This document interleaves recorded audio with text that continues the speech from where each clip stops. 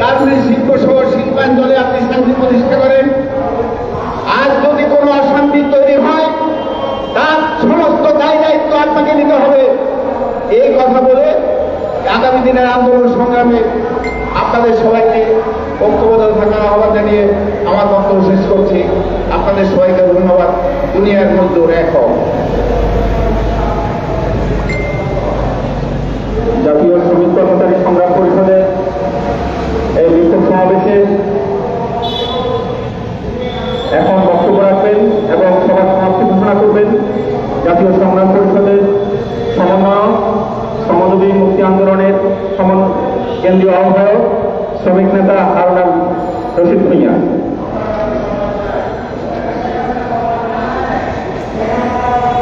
উপস্থিত সংগ্রামী বন্ধুগণ, আপনারা জানেন আমরা এখানে কেন সমাবেত হয়েছি। গার্মেন্টস শ্রমিকদের উপরে পুলিশের গুলি এবং এগুলিকে শ্রমিক নিহত আহত হওয়ার প্রতিবাদে গার্মেন্টস শ্রমিকের দাবি দায়িত্বে আমরা আজকে এখানে এই সমাবেশ মানববন্ধন করছি। আপনারা জানেন এলো স্বৈরাচারী সরকার, সেই সরকারের পতন আন্দোলনে এদেশের ছাত্র শ্রমিক যে অবদান রেখেছে, এদেশের গরিব মানুষ, গার্মেন্টস শ্রমিক, মেহনতি মানুষ, নিম্নবিত্ত মানুষ যে অবদান রেখেছে, এই সরকার সেই অবদানের কথা স্বীকার করছে না। এই সরকারকে এই ক্ষমতায় বসানোর পিছনে দেশের মেহনতি মানুষের যে অবদান, সেই অবদান এই সরকার অস্বীকার করছে। এই সরকার শুধু সামান্য কোটি কয়েক লোকের তহবিল করে সরকার ক্ষমতায় থাকছে।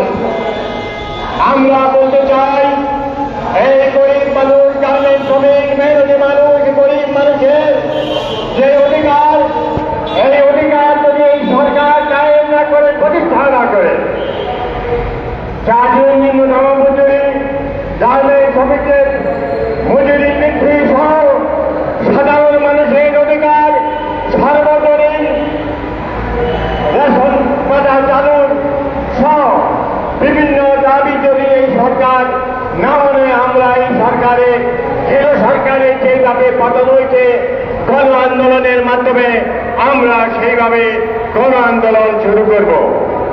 আমরা সরকারকে বলতে চাই,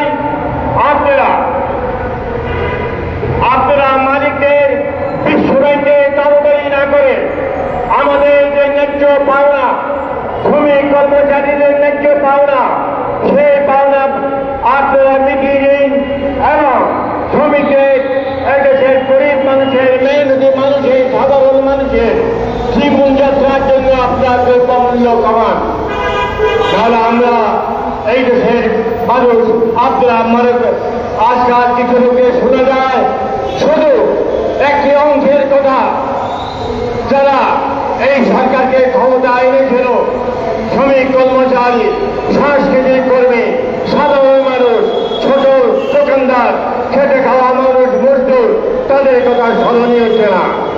আমরা তাদের কথা স্মরণে রেখে এই সরকারকে আহ্বান করব, শ্রমিক কর্মচারীদের, গার্মেন্টস শ্রমিকদের দাবি মেনে নিন।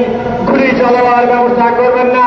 গুলি চালাবার ব্যবস্থা করলে এই দেশের সাধারণ মানুষ, আপনারা যে সরকারের যেভাবে পালিয়ে গেছে, আপনারাও পালিয়ে যাবেন।